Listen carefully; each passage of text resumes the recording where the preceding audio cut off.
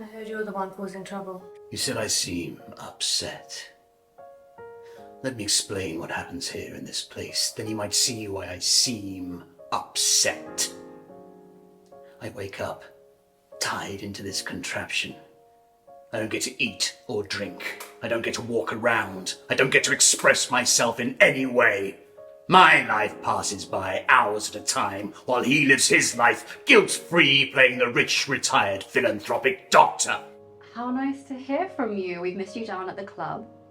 Dr. Jekyll, it's good to see you. Last thing I want to do is make you cross. I've got a bit of an issue with your money, mate. An issue? What kind of issue? Just don't have it. I'll be able to get it from you. Listen! You're a clever lad. You got till tomorrow, right? You'll think of something. What do we have here then? Let me guess. Money problems? We have a new shipment. Some more merchandise coming in on Thursday night, okay? The longer I spend here, the more I yearn for freedom. To express myself. Can't you see a way to reconcile?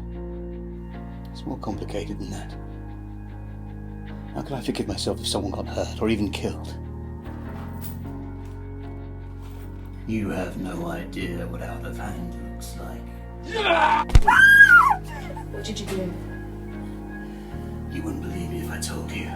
There was an incident last night at the shop around the corner. I'm just wondering if you've seen anything, really.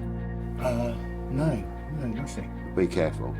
Rumour has it there's a vigilante around. You said you wanted to do the right thing, Mr. Hyde.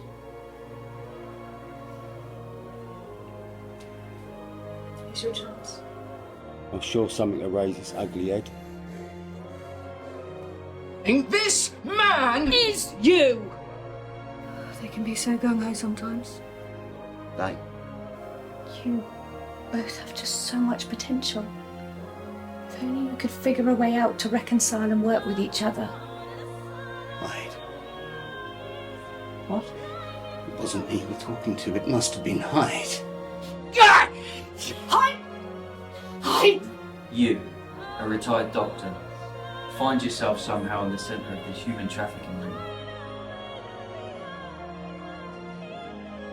It's Dr. Jekyll. Don't worry. I'm not going anywhere.